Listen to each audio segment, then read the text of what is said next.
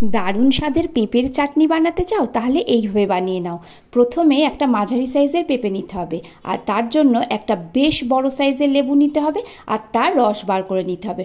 অন্তত 4 টেবিল চামচ রস হয় এত বড় লেবুই নিতে হবে। যদি বড় লেবু না পাও 2-3টে যেরাম পাও রস করে নিতে হবে।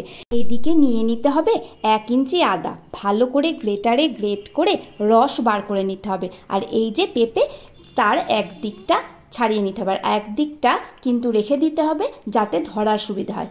এবার পেঁপেটা খুব পরিষ্কার করে সাবধানে খোসা ছাড়িয়ে নিতে হবে। খুব সাবধানে করতে হবে, কারণ পেঁপে কিন্তু আঠাটা খুব পিচ্ছিল, হাত কেটে যেতে পারে। এবার ছোট ছোট টুকরোয় পিস করে নিতে হবে। তারপরে ভিতর থেকে এই অংশগুলো চামচের সাহায্যে ফেলে দিতে হবে। একটা বাটিতে জল নিয়ে নিতে হবে, তার উপরে একটা গ্রেটারের সাহায্যে পেঁপের টুকরোগুলোকে ভালো করে গ্রেট করে নিতে হবে। যত সরু গ্রেটার হবে রান্নার কিন্তু সময় তত কম লাগবে। এবার জলের মধ্যে পেঁপেটাকে ভালো করে ধুয়ে জল ঝরিয়ে নিতে হবে। গ্যাসের ফ্লেমের ওপরে একটা বাটিতে বেশ খানিকটা জল দিয়ে আর লবণ দিয়ে ফোটাতে দিতে হবে। ফুটে গেলে এর মধ্যে পেঁপে কোড়ানোগুলো দিয়ে ভালো করে 2 থেকে 3 মিনিট অবধি ফুটিয়ে নিতে হবে। তার মধ্যেই কিন্তু পেঁপেগুলো বেশ হালকা হালকা স্বচ্ছ হয়ে যাবে। তাহলেই কিন্তু আমাদের পেঁপে তৈরি হয়ে যাবে চাটনি করার জন্য। এবার পেঁপেটাকে ভালো করে জল ঝরিয়ে নিতে হবে। জল ঝরানো হয়ে গেলে এদিকে আবার গ্যাসের ফ্লেমের ওপরে একটা কড়াই বসিয়ে তার মধ্যে পরিমাণ মতো চিনি নিয়ে নিতে হবে। অন্তত 1.5 কাপ চিনি তো লাগবেই। তার থেকে যদি কেউ বেশি খাও আর একটু বেশি চিনি দিতে পারো। আর 1.5 কাপ চিনি সমান সমান 1.5 কাপের কম জল দিতে হবে, মানে 1 কাপেরও একটু কম জল দিতে হবে।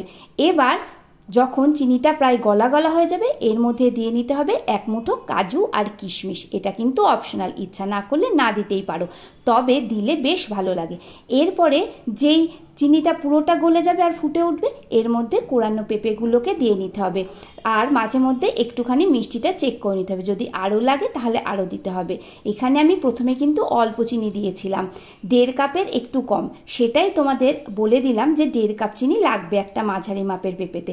এবার ফুটতে দিতে হবে ভালো করে। ফুটতে ফুটতে যখন দেখবে পেঁপেগুলো একেবারে স্বচ্ছ হয়ে গিয়েছে, তার মানে কিন্তু চাটনি একেবারে রেডি। চাটনিটা নামানোর 2 মিনিট আগে দিয়ে নিতে হবে যে আদার রসটা করে রেখেছিলে সেই রসটা। এবার দিয়ে 2 থেকে 3 মিনিট ভালো করে ফুটিয়ে নিতে হবে।